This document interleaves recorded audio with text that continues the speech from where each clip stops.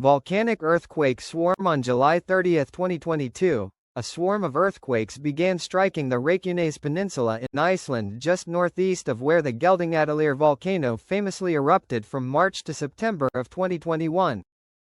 This began at around 12:17 p.m. local time, creating a cluster of quakes which were largely at 7 kilometers depth.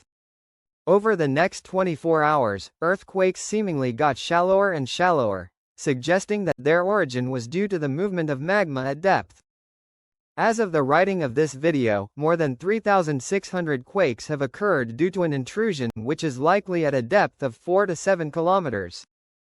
Alert level raised as a result. The alert level of the Krasuvik volcanic system, which Geldingadalir is a part of, was raised from green to yellow. A new volcanic eruption appears possible in the next several days to months, which would most likely begin at the GPS coordinates shown on screen. Of course, the current magmatic intrusion is merely suspected but not specifically confirmed as of yet.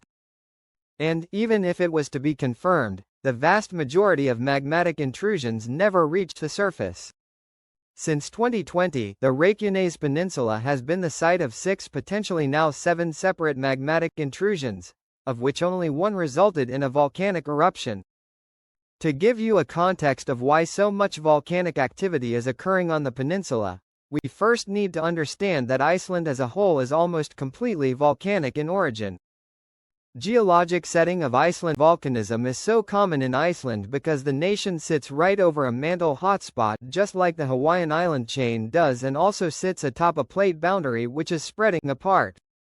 This spreading creates faults and fissures in the crust which act as a path of least resistance for magma which intrudes into them.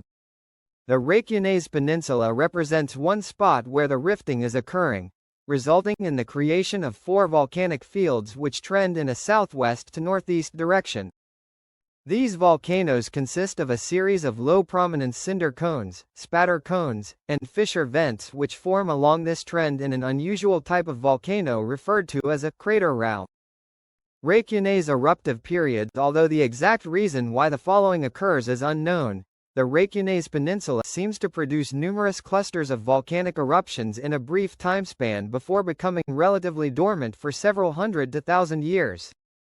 The last cluster of eruptions lasted from 875 to 1341, and consisted of 21 volcanic eruptions from 3 of its volcanoes.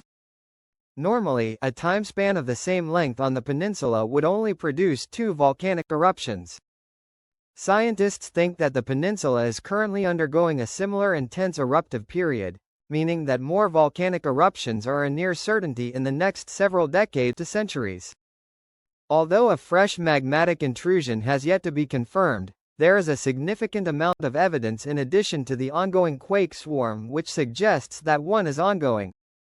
For one, the harmonic tremor monitored at seismic stations adjacent to the earthquake, evidence of a magmatic intrusion swarm, spiked in intensity twice. A smaller increase occurred on July 26 and a more intense one occurred on July 30. Additionally, there appears to be an increased release of gas from Geldingadalir's fumaroles during the last 48 hours.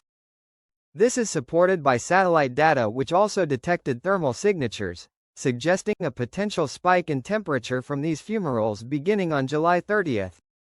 While the magnitude 5.4 earthquake which occurred on July 31 wasn't a magmatic earthquake, its occurrence hints at the movement of magma at depth. When magma intrudes into the crust, it often pushes up overlying ground.